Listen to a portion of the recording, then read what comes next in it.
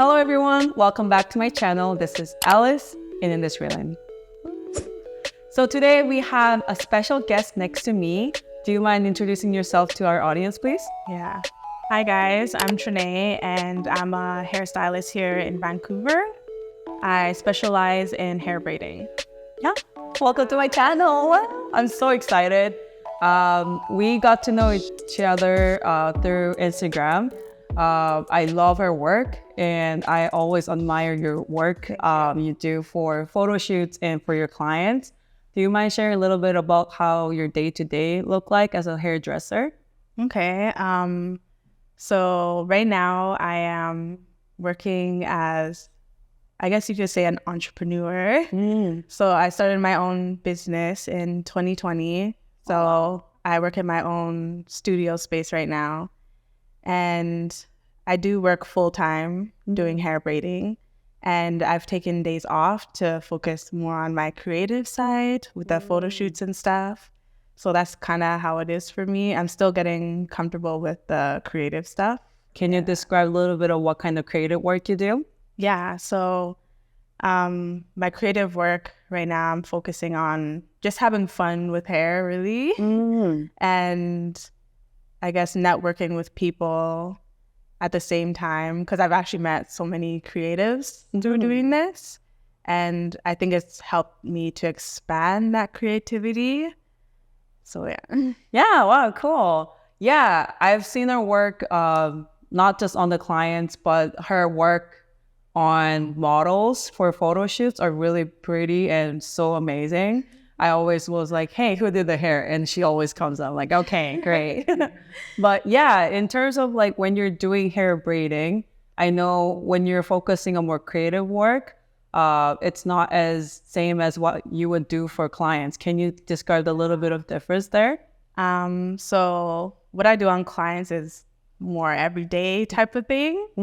I do enjoy doing it, but the looks are more clean and more, I guess, considered more professional for some. But when it comes to the creative hairstyles, like I'm trying to be more outside of the box, like trying to be a little weird with it too. Oh, cool. I think that's what makes it fun for me. Or else, like, I think that's kind of like my balance, actually, like having the two opposites. Okay. Yeah. Yeah, I think that works same with any industry because even for us, like photographers, we do clients work, you know, more on professional side and client focus, what their needs are. Yeah. But when it comes to like our creative work, we could expand that into what we want to show as a creative, right?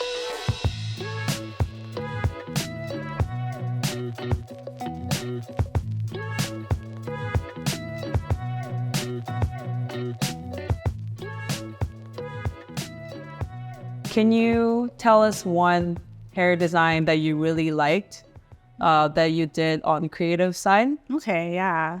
There's one that actually just pops in my head right now. It was one I did, I think near the beginning of the year on Nikki. You've shot, I think, Yes. when we first collabed, it was with Nikki. Yes, we was. Yeah. So I did a hairstyle on her and it was basically like 3 rings. And I've been wanting to do that for so long. So it's like braided rings. And then I basically just attach it to her hair. And that's still my favorite right now. Oh, wow. Yeah. That sounds pretty interesting. I can't imagine in my head. How did you come up with the idea? So basically, like I would just look at different inspiration photos from other people who are creative in hair. And I'd basically just like join whatever ideas together. Does that make sense? Yeah. Yeah. So like you're seeing reference shots, inspirations, and combine together to create your own look. Yeah, because I want it to be still different, but I still like the ideas that I'm seeing. So I try to make it kind of my own. Yeah. So you gotta be creative to see that vision for yourself. Yeah. Okay, that's cool. Yeah. So in terms of your work, do you do male clients or female clients, or do you do both? I do both. For a long time, I was mostly focused on women. But then now that I work in a barber shop, I have been having more male clients. So now, even with my creative work, I'm trying to get more into having fun with doing male hair. Oh, wow, cool. Yeah. Male hair are usually shorter than the women. So is there like a limitation when it comes to design, or do you think you can still get creative with that? So far I've been feeling pretty limited. But also I haven't played enough with it.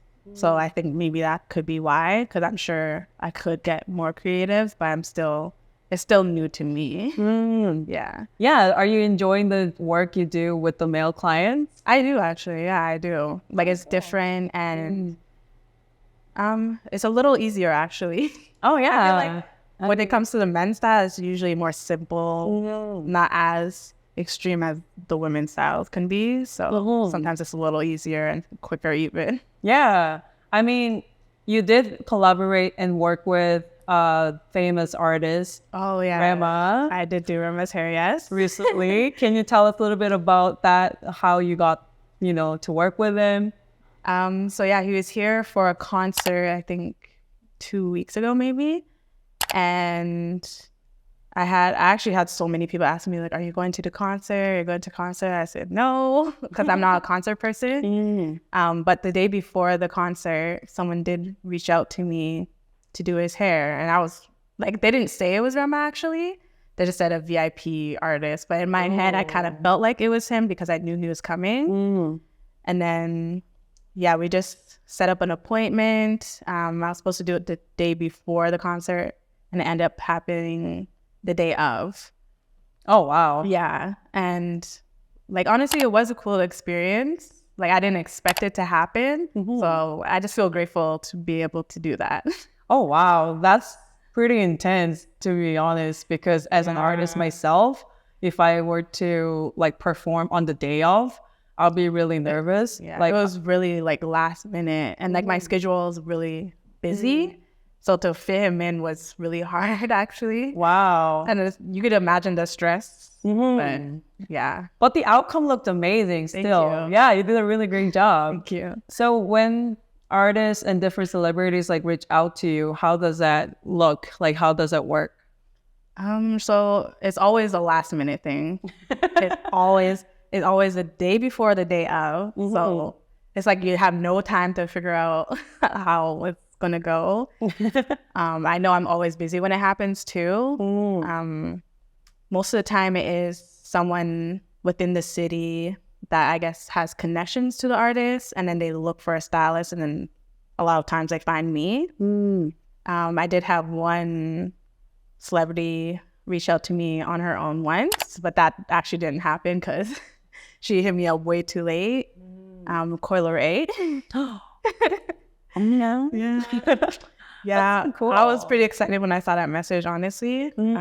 Hopefully one day she'll come back. Yeah, that'll be really cool. Yeah. So thanks for sharing that story. That's really cool. You don't get to really hear about the backstory of how it actually happened. Yeah. Because a lot of people will see your shots, see your work afterwards. But it's really interesting to hear how it happens. So for the work you've done with celebrity, is that something you're more interested in doing, or is that something like special occasion happens to you? I think it is something I am interested in doing more of. Just because like it's different. Yeah, it is. Honestly. But I do know when I do work with a lot of these celebrities I have already, it wasn't a whole bunch, but I have worked with a few, and I just realize every time I'm with them, that's just another person's hair I'm doing.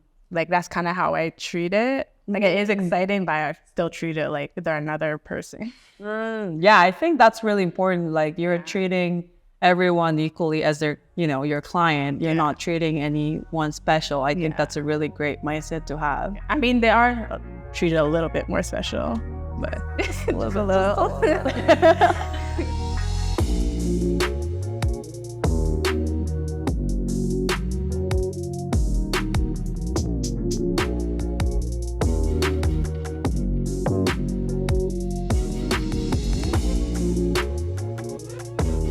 So you've mentioned about they're really like last minute in terms of like booking. Yeah. So as a hairdresser, how much of a timeline is considered as like enough time? I feel like for me, enough time would probably be a week. But then I just know myself, having that long of a time might be too much for my nerves.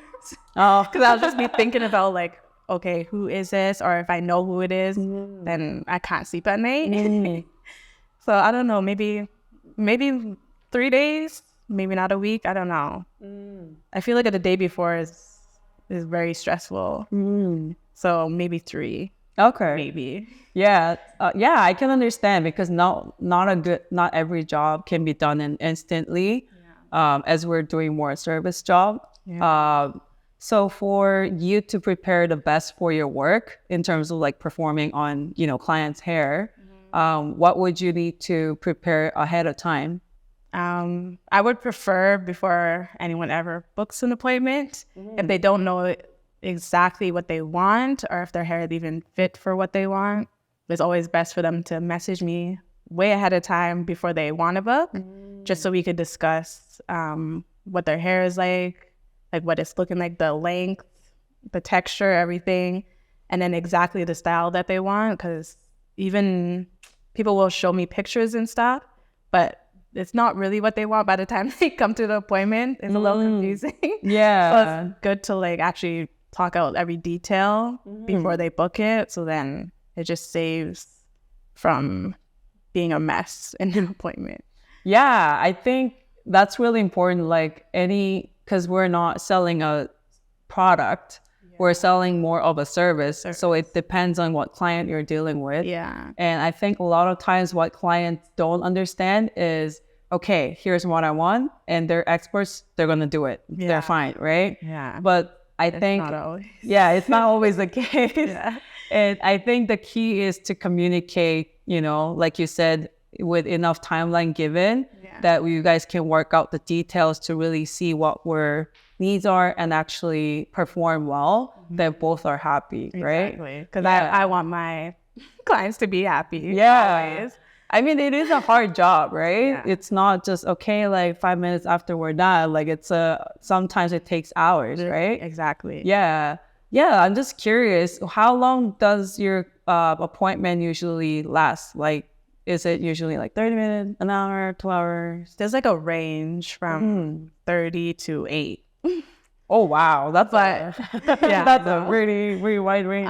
But the most common time frame would be an hour and a half to 2 hours. That's the most common for most of my appointments. Okay. Oh, cool. Yeah. Yeah, I think for people who don't know much about braiding or they don't know where to start, I know there might be some people who are interested but haven't had a chance to really try it out. Yeah. Do you have something, advice you can tell to those people who wants to try it? I guess it would, I would have to know exactly what they're trying to try, like what exact style. For first time people, I always recommend like something super simple, like a 2 braids or something. I always feel like that's the safest for everyone. Yeah. To like maybe 4 or 6. Yeah, that's usually what I'm recommending for first time people. Okay. Yeah, that's fair. Yeah. So do you have a diverse clientele when it comes to your hair services? Yeah, I do. Mainly my clientele is Black because like hair braiding is very huge in the Black culture. Almost everyone does hair braiding, and mainly because of our hair texture, it helps us just to maintain. And also, like, I haven't dived really deep in all the cultures, like coming from Africa and stuff, but I know there's like a lot of tribes and stuff that did certain styles for specific reasons. I know I actually have a lot of Asian clientele too. Oh, cool. Yeah, a lot of Asian, browns. I do have whites too. I know you've mentioned that hair braiding is a huge culture in Black culture. Yeah. How do you guys perceive it as being performed on other ethnicity? Do you guys think it's a positive thing, or do you guys think it could be a little bit adjusted? Like there's definitely a line. Like for example, if someone was to get like 2 braids, I think for the most part, like a lot of people are okay with it. But when it comes to like doing our like the Black tribal hairstyles, tribal braid styles, like that's kind of when it's like, that's when a lot of people will take offense to it, because people outside of the culture mainly do it for the look and not really understanding the history behind the styles. And a lot of times, like, people who don't have Black hair, a lot of these styles aren't really fit for their hair too. Like I feel like you definitely need to have a certain texture to hold certain styles. So I usually wouldn't recommend like a heavy braid style on someone who's not Black. Okay. Yeah, that's pretty interesting. I think this is very good to know as someone who might not be very familiar with the braiding style or the Black culture. So for performing the hairstyle on non-Black people, you said it might be helpful to have certain texture of the hair. So would you say it's in terms of the length or just the texture itself of the hair? Like length is definitely important, actually. Like for me, I have a minimum of a 4-inch. To me, that's like the safe area. 4 inches or more is best for me. Especially with dealing with different textures. Like softer textures can be harder to braid, like hold a braid even. So the longer, the easier it is to braid it.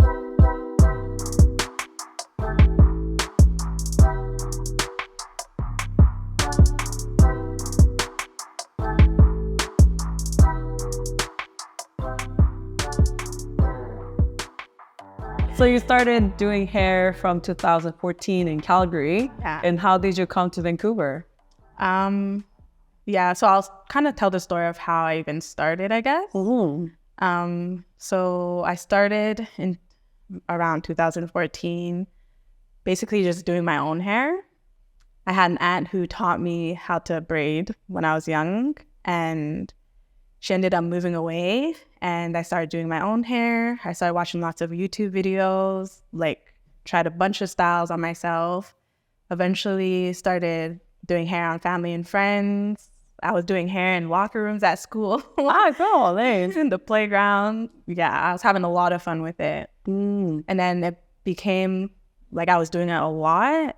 And I thought maybe this is something I could do as a side job while I'm in school. So I started working outside of my home, braiding hair. And then when I finished school, I did want to do a secondary.